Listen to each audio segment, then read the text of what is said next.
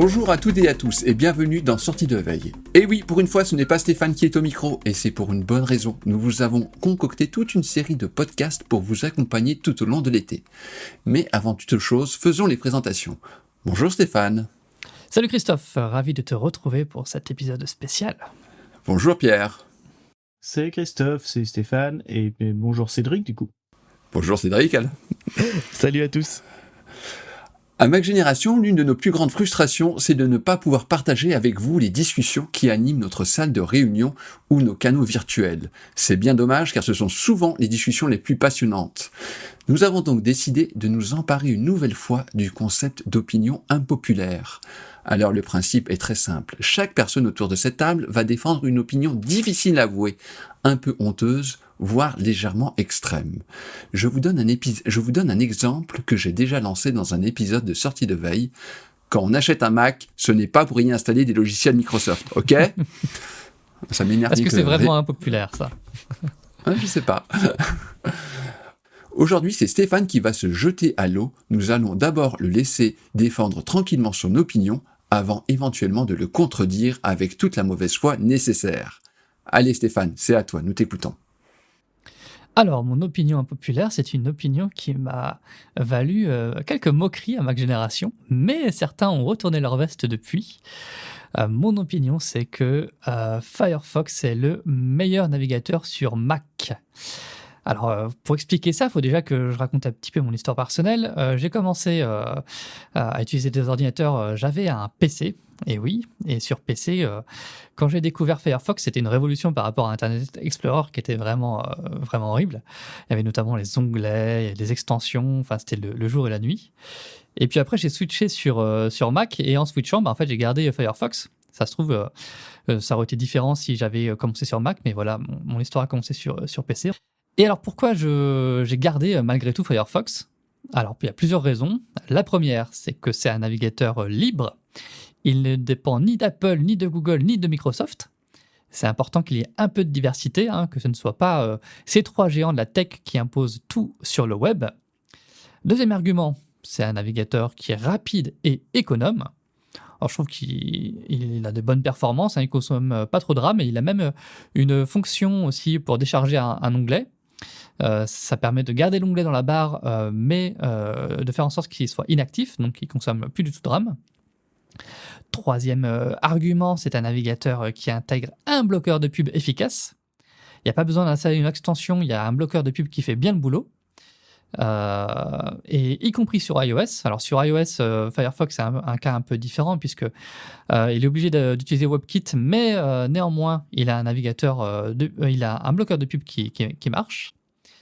Et puis quatrième argument, et peut-être celui qui fait que j'utilise encore toujours aujourd'hui Firefox sur Mac, c'est que c'est un navigateur qui est très personnalisable. On peut personnaliser son interface de fond en comble. Et aussi ses fonctions, avec là je pense que c'est son plus gros point fort, un grand catalogue d'extensions, et des extensions qui sont souvent plus poussées que sur les autres navigateurs, parce qu'on en revient en fait qu'ils soient personnalisables.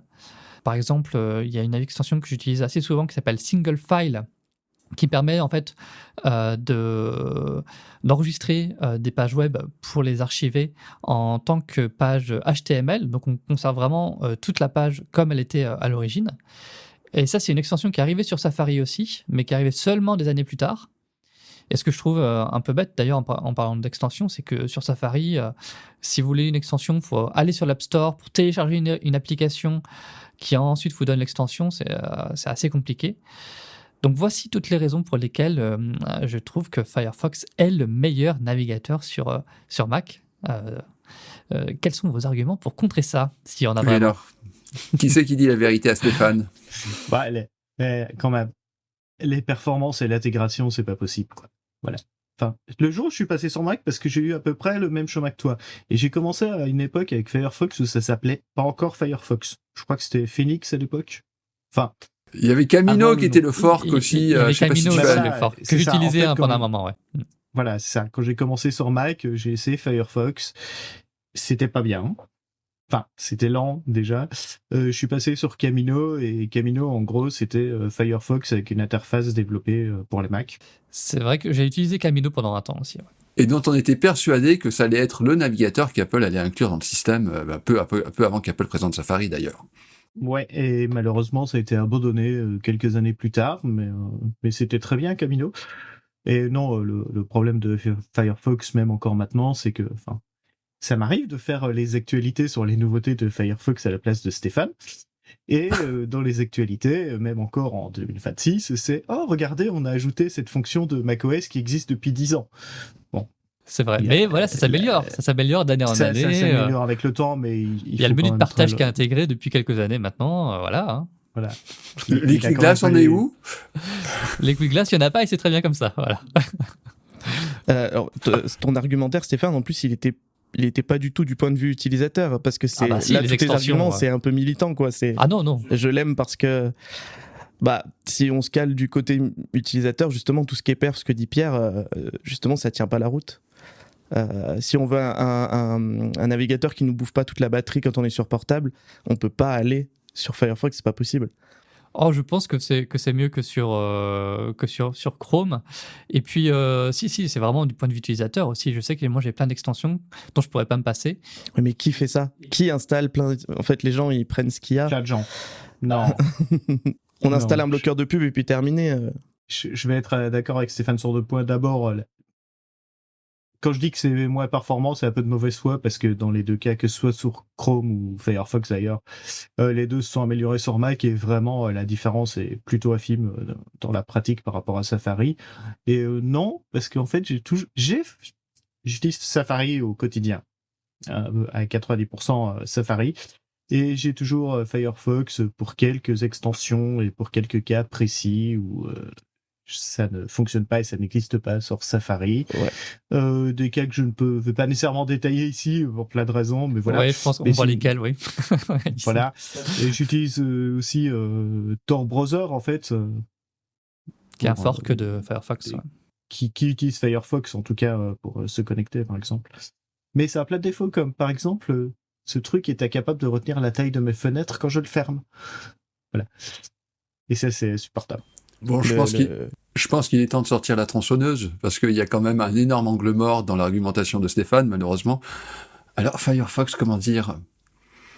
On l'aime bien, il est gentil, c'est un joli icône, une petite mascotte et tout. C'est difficile de dire du mal déjà de Firefox. Mais...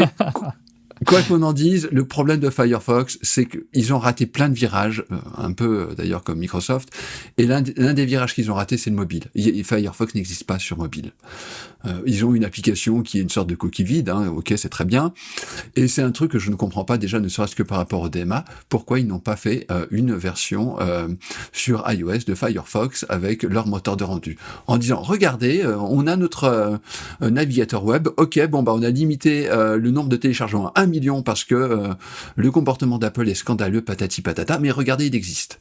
Parce que le dire, c'est aussi le problème avec les clauses d'Apple, les conditions d'Apple qui compliquent le développement d'un navigateur comme ça.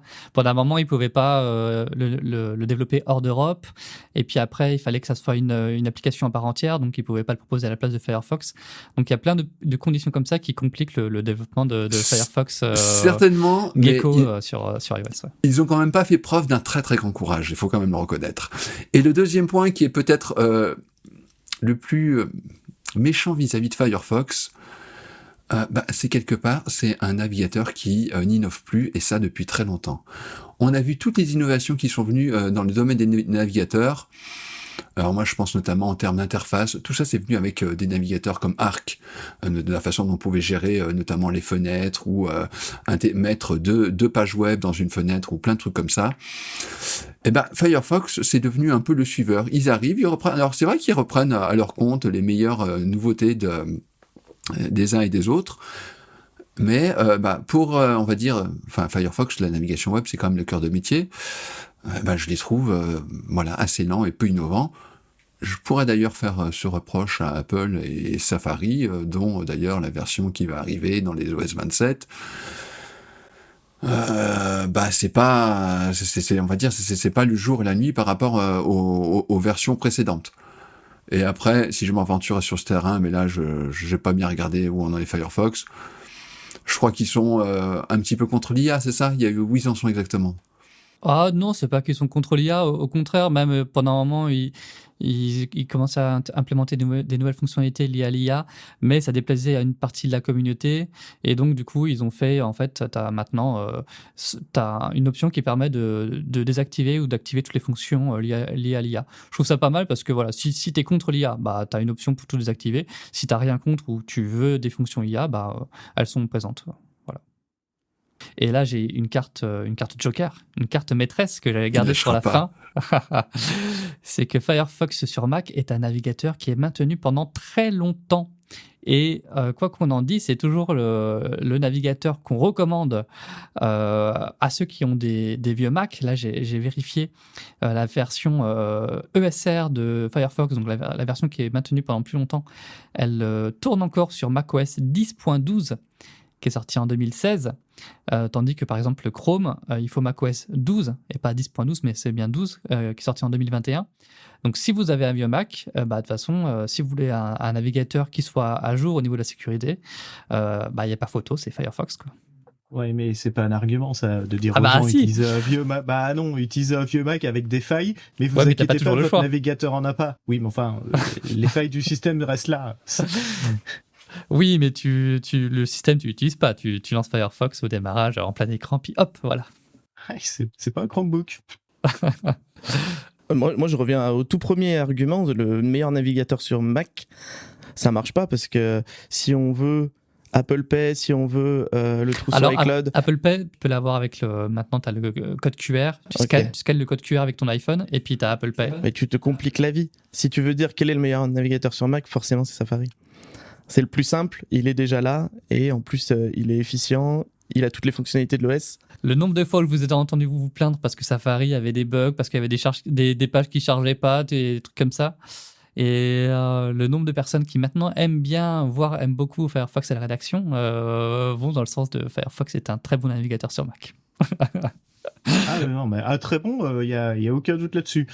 Mais je pense que même si c'est pas nécessairement un argument, rien que voir les parts de marché de Firefox montre que, en tout cas, ils ont raté quelque chose. Allez, je crois qu'on n'arrivera pas à convaincre Stéphane, de toute façon, c'est perdu Non, d'avance. De toute façon, j'ai raison, donc voilà. Merci à tous, et bon été à tous. À très bientôt. Merci, Au revoir. Salut, à plus. bientôt.